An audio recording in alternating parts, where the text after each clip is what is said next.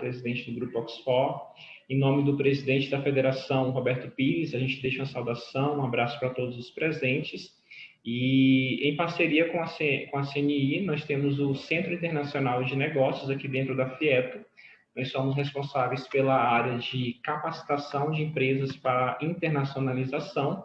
Então, o SIM nada mais é uma área de internacionalização das empresas que, por meio de um conjunto de serviços customizados, a gente atende às necessidades dos empresários do Tocantins, sempre levando uma capacitação através de curso, através de palestra, através de diagnóstico de maturidade, plano de internacionalização.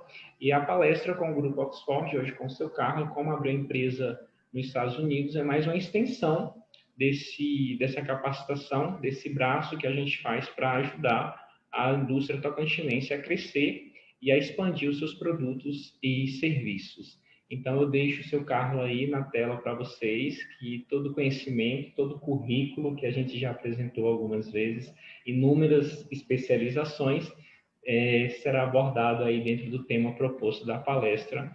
Uma boa palestra aí, seu Carlos, e todos os presentes. Obrigado, Antônio. Obrigado à Federação das Indústrias aí. Eu acho que é uma parceria que está dando certo, né?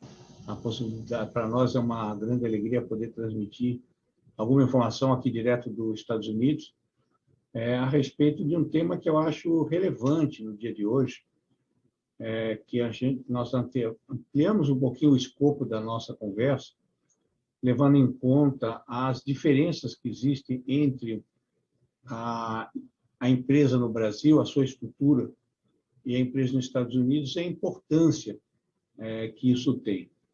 Então, eu vou, durante um certo período, passando algumas transparências só para ajudar a fixar. Mas, na verdade, o ideal é que cada um vá anotando as suas perguntas e a gente possa responder o máximo possível até o final, certo? Bom, o tema que a gente conversou é sobre justamente a abertura da empresa nos Estados Unidos. E nós ampliamos um pouco para como, quando e por que abrir uma empresa nos Estados Unidos. Certo? Nós sabemos que a realidade do sistema empresarial entre os nossos dois países é muito distante. Certo? Por exemplo, nos Estados Unidos, a empresa ela realmente se abre em questão de minutos. Você abre uma empresa simplesmente usando a internet. Agora, esta facilidade não quer dizer que a gente possa abrir uma empresa de uma maneira, digamos assim, irresponsável. Então, vamos entrar um pouco no tema, dizendo, bom, por que abrir uma empresa nos Estados Unidos? A primeira razão de ser é que você tendo uma empresa aqui, você ganha credibilidade. Você ganha credibilidade junto aos seus clientes, você ganha credibilidade junto aos seus fornecedores e junto ao sistema financeiro. E essa credibilidade é fundamental, porque sendo um país como os Estados Unidos, que você tem pessoas e empresas de mais de 200 países vindo para cá, quando você tenta vender um produto, vender uma ideia, vender um serviço de um país, seja ele qual for, nós temos que colocar algumas diferenças, né? Agora, por exemplo, nós estamos tratando de uma empresa muito grande, seguramente a maior empresa de polpa de frutos no Brasil, mas que, para efeito dos Estados Unidos, ela não existe. Ela passa a existir no momento que ela está presente aqui. E isso faz com que modifique um pouco o panorama, porque nós, brasileiros, infelizmente, durante a nossa vida útil, constatamos várias vezes que aquela ideia de cumprir com os compromissos não é levado muito a sério por muita gente, certo? Então, a primeira pergunta que o cliente faz aqui nos Estados Unidos, potencial comprador, é: haverá entrega mesmo? Se o quadro econômico do Brasil melhorar, haverá uma manutenção dos compromissos assumidos? Então, quando você fala em credibilidade, nós estamos falando em alguma coisa fundamental para o sucesso de qualquer negócio, seja a comercialização de um produto ou de um serviço, ou da própria importação e exportação do produto. Quando você tem a empresa aqui localizada, você vai ganhar essa credibilidade. A segunda razão, o segundo porquê de abrir uma empresa é a sua facilidade. Por quê? porque você passa a ter facilidade na transferência dos recursos, sem pagar impostos extras que você está transferindo de você para você mesmo. É mais fácil para a obtenção de recursos nos Estados Unidos, a empresa sendo americana. E, logicamente, você estando aqui, você tem toda a facilidade do apoio dos Estados Unidos, até para a sua própria internacionalização, porque a partir dos Estados Unidos você tem todas as vantagens que nós vamos ver um pouco mais para frente a nível governamental. E, por último, embora aí não, logicamente não esgote o tema, é a vantagem da criação de uma história. Em países como os Estados Unidos, a história é mais importante, muitas vezes, que o recurso. Hoje eu tinha um cliente perguntando, bom, qual é o capital da minha empresa nos Estados Unidos ideal? O capital não importa. Há empresas multinacionais com capital de $5.000. Então, a única coisa que aumenta o valor do capital é o tamanho do risco, porque você responde pelo valor do capital. Se você não aumenta o seu capital, você tem um valor normal. O que vale mesmo é a história que essa empresa vai fazendo. Por exemplo, nós vamos ter o item aí, que é SBA. A Small Business Administration tem dado dinheiro assim a rodo agora, depois da pandemia, certo? Mas elas só podem emprestar para as empresas que têm no mínimo 2 anos de funcionamento para o desenvolvimento da sua atividade comercial. Então, tempo aqui é que nem no Exército. No Exército a gente diz que tempo é patente, né? Então, quanto o mais antigo tem mais poder do que o mais novo, né? Mutatis mutandis é a mesma coisa na empresa nos Estados Unidos. Quanto mais tempo você tem de existência, maior é a facilidade que você tem, não só de obter recursos, como que os próprios órgãos governamentais lhe respeitem, porque se a empresa, durante muitos anos, conseguiu sobreviver, é porque, logicamente, ela tem uma competência administrativa mais adequada, né?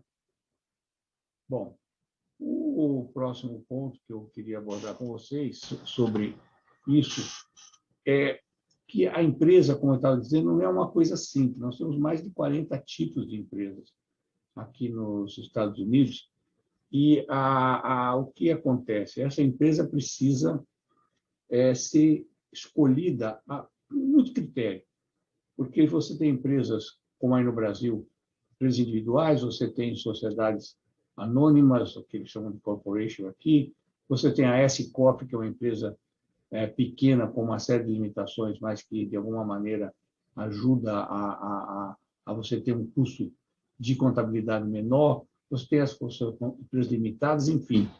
Há muitas razões para você escolher a empresa adequadamente. Não é complexo, mas exige conhecimento, do ponto de vista fiscal. O que é que essa empresa vai fazer que exija, por exemplo, um tipo societário? Vamos supor, você vai fazer uma empresa para locação de carro. Ora, dependendo do tipo societário que você organize, ou a sua empresa, você vai ter que pagar imposto sobre cada carro que você compra para alugar. Dependendo da sua formação, você só vai pagar imposto sobre o lucro que a empresa obtiver. Da mesma maneira, do ponto de vista tributário, né? Uma empresa corporation, no sistema normal americano, você paga 2 vezes o imposto. Você paga o imposto na pessoa jurídica, pelo lucro que ela teve, e paga novamente o imposto na pessoa física quando você recebe o lucro.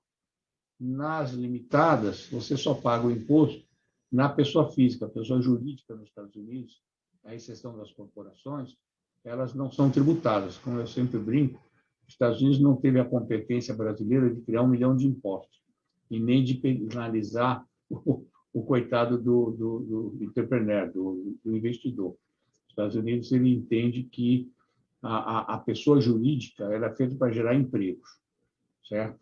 O sócio é que ganha, a pessoa jurídica não ganha dinheiro. Quanto mais ela ganha, ela investe mais.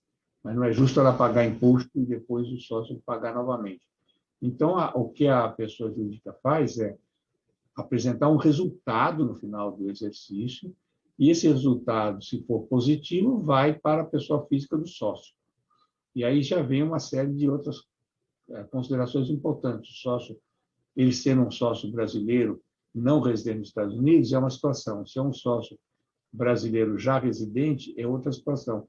Porque esse imposto, se for para outro país, tem que recolher na fonte. Se for para o sócio que mora aqui, já você não precisa pagar o resultado daquela empresa. Você vai compensar com uma série de outras coisas, tipo escola para criança, juros que você pagou nas empresas e assim sucessivamente, certo? Então, é uma maneira diferente de ver a empresa. Então, por exemplo, nosso grupo, o Grupo Oxford, nós temos 10 empresas. Se uma empresa está em fase de investimento e desenvolvimento e tem prejuízo no primeiro ano, e a outra empresa que já está desenvolvida teve lucro, é da justiça que você só pague sobre a diferença. É bem diferente no sistema que nós temos aí no Brasil. Se a empresa teve lucro, sorte do governo e sua, mas se teve prejuízo, azar seu, mas o governo não tem nada a ver com isso, certo? Então, a compensação dos tributos é um fato importante e tem tudo isso que se vê quando da abertura de uma empresa aqui nos Estados Unidos. Aí vem um outro ponto que eu quero destacar ainda, que é com relação a como é que os sócios se relacionam nessa empresa, certo? Vamos supor que a pessoa vem e tem um sócio que mora aqui. O acordo de acionista é que vai balizar os direitos e deveres. A pessoa pode ter nenhuma participação societária e ter 30% da receita, ou pode ter 99% da empresa e não assinar pela empresa. Como você pode ter 99% da empresa e ter 1% do lucro, ou você pode ter 1% de participação e ter 99% do lucro. Então, a relação ideal com os sócios é que tem que ser distribuído quando você abre a empresa. Em geral, as pessoas, bom, eu tenho um amigo, um colega de futebol, que já mora aí, então eu vou colocá-lo como sócio pela facilidade de ter um sócio residente nos Estados Unidos. Duas informações importantes. Primeiro, a empresa não precisa ter sócio residente nos Estados Unidos, você pode abrir uma empresa aí do Brasil, sem nenhum tipo de necessidade de ter um sócio local. Você pode tirar todos os seus documentos aqui nos Estados Unidos, como o ITIN, que é o número federal pessoal, como o número da empresa federal, seria o CPNJ aí no Brasil, também. Eu tenho clientes aqui que nunca vieram aos Estados Unidos. E a empresa tem 5 anos. É uma questão, como você também não precisa não precisa vir aqui para abrir conta bancária, você pode abrir à distância. Enfim, é um país muito voltado para a facilidade do usuário. Não é um país que procura limitar a possibilidade. E formou.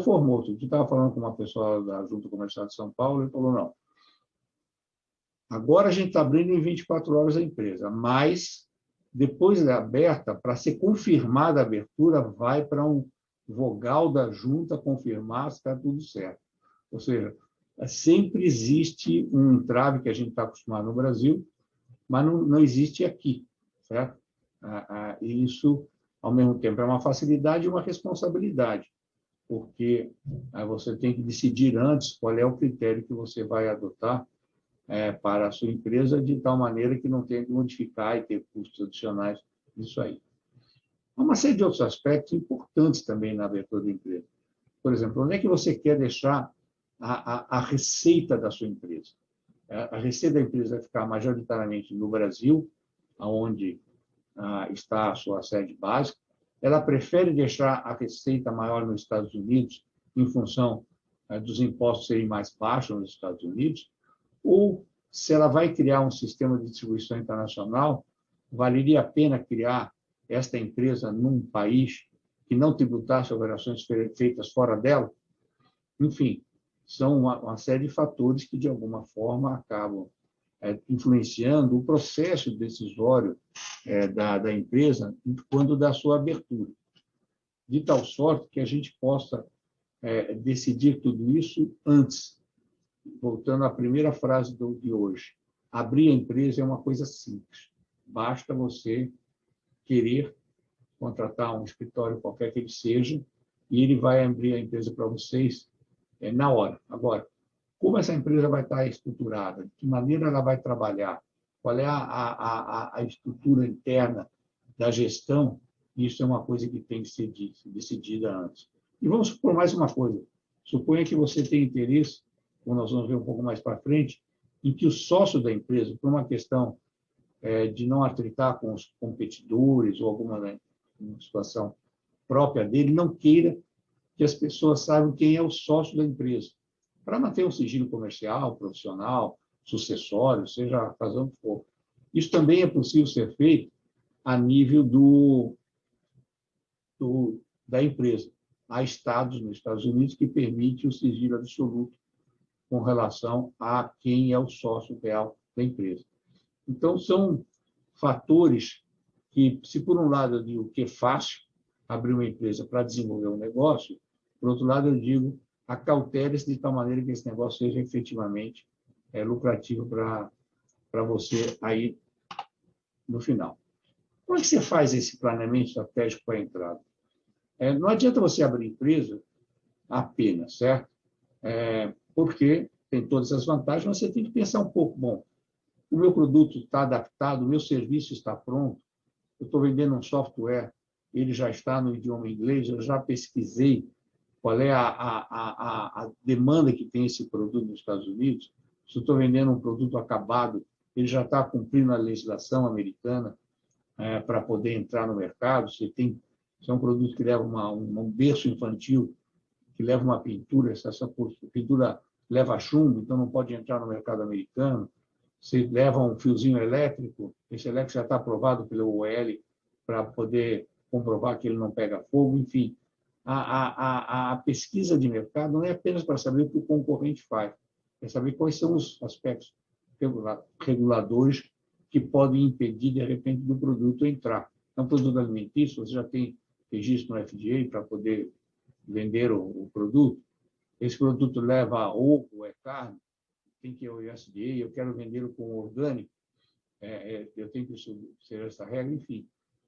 Como eu sempre digo, o mercado americano é o melhor do mundo, 21 trilhões de dólares, um país que vai crescer esse ano na ordem de, provavelmente, 6% a 7%, né, com todo o final da pandemia, né? Aliás, parabéns ao Brasil, hein? Ontem eu estava fazendo análise, o Brasil vai ser um dos 3 países que mais vai crescer esse ano, né? O Brasil vai crescer em torno de 5%, o ano que vem em torno de 7%, né? Os Estados Unidos deve ser alguma coisa em torno de 7% esse ano e deve cair para alguma coisa em torno de 3 ou 4% no próximo ano. Então, mas é um mercado, quer dizer, um mercado de 21 trilhões, quando você soma 7%, é praticamente um Brasil que cresce a cada ano, né? Então, é um número muito expressivo, né? Alimentos, por exemplo, a venda de alimentos e bebidas nos Estados Unidos ultrapassa 1,6 trilhões, ou seja, 20% maior que o PIB do nosso país, né? Então, tem sentido vir para os Estados Unidos? Tem. Mas aí sempre você tem que analisar. Você abriu a empresa, você fez uma análise forte, você sabia quais são os seus pontos fortes de prato, qual é aquilo que vai fazer, para poder depois fazer um plano de entrada que valorize o fato de que você abriu essa empresa. Como nós vimos no início, a abertura tem uma série de vantagens, mas ela tem que obedecer a alguns critérios. Quando você vai estruturar a sua empresa, como eu mais ou menos abordei meio, não passando, você tem que identificar o centro de receita. Você pode pôr o centro de receita aqui. O que é que você tem que se acautelar? Eu deixo esse comentário para agora. É a figura legal do transfer price. Qualquer advogado sabe que o transfer price é um fator que obriga os governos a, quando a empresa pertence ao mesmo sócio, majoritariamente, num país e no outro, tem a figura do transfer price que tem que ser averiguada. Se não há uma distorção na formação da receita. Ora, você não necessariamente precisa abrir empresa com o mesmo sócio, né? Aí e ali. Você pode colocar aqui um outro sócio. Você pode não colocar como filial, apenas como uma empresa, por exemplo, em Delaware, que me identifica o proprietário, enfim. Há várias maneiras de você decidir antes de criar a empresa para que ela venha a atingir o escopo que a empresa tem dentro desse trabalho. Se abrir empresa, você tem que ter uma contabilidade. Aí é um ponto importante. Se a sua empresa foi apenas aberta, você não precisa ter um serviço contábil diário, regular, mensal, e ter um pagamento mensal para isso. Você pode abrir uma empresa e deixá-la stand-by até o momento que ela comece a operar. Com isso, você não tem que onerar a empresa com o custo fixo necessário. Da mesma maneira que você pode usar um back-office. O que quer dizer isso? Em vez de você ter uma empresa com escritório, secretária, gastando aí $5.000 por mês para manter a empresa aberta, você simplesmente tem um endereço virtual, mas que vale para todos os efeitos. Lógico que você não vai colocar a caixa postal, que desvaloriza a sua empresa, mas você pode ter toda uma estrutura da empresa aberta aqui sem esses custos regulares. Por exemplo, um back-office. A gente cobra $499 por ano, ou seja, coisa de $40 por mês. E você tem a empresa com tudo, com endereço, e você pode até pôr no telefone quando você abre a empresa, que toque aqui e caia no seu celular aí no Brasil, de tal maneira que os clientes, etc., possam, de alguma maneira, entender que você é uma empresa americana de fato, você está atuando como uma empresa americana.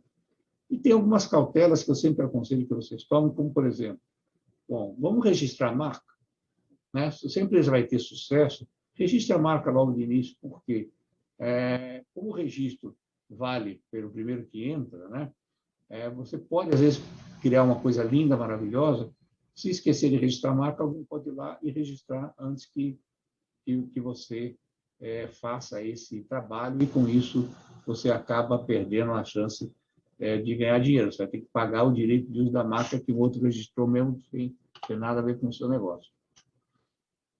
Quando você tem uma empresa registrada, você passa a ter uma série de vantagens em termos de capitalização dessa empresa, certo? Você pode pedir garantias federais para aumentar o desenvolvimento da sua empresa aqui.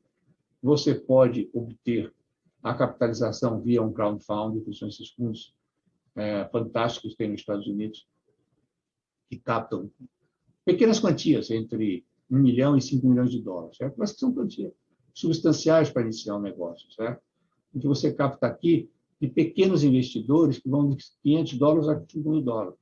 Mas você precisa ter uma pessoa jurídica nos Estados Unidos para desenvolver esse tipo de captação, certo? E, com isso, você vai estruturando os seus custos aqui nos Estados Unidos, de maneira a que ela vai ganhando uma vida efetiva e cada vez mais diminuindo o seu custo operacional, que é, na verdade, o que interessa, certo? Bom, quando você faz, então, o seu plano de ação para a sua empresa, você não precisa contratar os profissionais de cara. Da mesma maneira que nós temos as contratações de pessoas por uma tarefa, que isso é normal. Então, você vai precisar de um gerente, você vai precisar de um diretor, você vai precisar alguém que desenvolva a parte de venda da empresa. Há dezenas de empresas aqui especializadas em colocar o homem certo ou a mulher certa por um tempo certo dentro da sua empresa, sem que você precise fazer ou a transferência de alguém no Brasil no início, normalmente é caro, ou a contratação de alguém por um longo período, porque você pode contratar pelo tempo que for necessário para fazer isso. E daí, logicamente, você pode fazer isso na sua estrutura tecnológica, você pode fazer um planejamento de logística, enfim, você pode fazer da maneira que você achar que isso deve funcionar. Sempre o fundamental de uma empresa é você não ter um custo fixo alto, porque isso é que dilapida gradualmente a sua capacidade de investimento. Um último ponto que eu quero destacar quando você cria empresa é o apoio governamental. Nós já falamos isso, né, Antônio, alguma vez anterior. O governo americano tem 2.300 formas de ajudar a sua empresa a se estabelecer aqui, desde pagamento parcial da folha, até obtenção de recursos, até local, enfim. Cada cidade, cada condado, cada estado e o próprio governo federal tem forma de ajudar, mas ele vai ajudar, logicamente, a empresa quando ela se estabelece aqui. Então, de acordo com o seu planejamento, é que vai dar que tipo de ajuda você poderá contar e como idealizar a sua empresa de maneira a evitar que estas vantagens, esses recursos que existem, possam, de alguma maneira, fazer com que aconteça ou deixar de acontecer, porque depende muito da sua maneira de organizar. E, por último, antes de abrir para o debate, eu acho que na conversa a gente vai esclarecer mais coisas que falando. Quando é que você abre uma empresa? Você abre uma empresa agora. Por que agora? Porque o tempo conta, como eu disse no começo da nossa apresentação. Quanto mais história essa empresa tiver, mesmo que você não a movimente nos primeiros meses ou até no primeiro ano, a data de fundação da empresa é um pré-requisito fundamental na estruturação do seu crédito, na relação com seus fornecedores, na relação com seus clientes que vão comprar o seu produto e assim sucessivamente. O tempo tem um valor essencial para o sucesso do seu negócio. Então, se você tem a ideia de amanhã ou depois de amanhã vir para os Estados Unidos, certo? Mesmo que vocês não tenham o plano pronto, mesmo que você não tenha todas as decisões tomadas, mesmo que a sua pesquisa de mercado não foi nem iniciada, abra a empresa. É aquilo que vai lhe trazer a melhor relação custo-benefício. Abrir a empresa para logo a seguir você poder sair dessa inércia e chegar efetivamente ao sucesso do seu negócio, certo? Então, esses são os pontos que eu queria mais ou menos deixar claro, Antônio, para a gente poder estar... Tira aqui para mim, por favor, Felipe.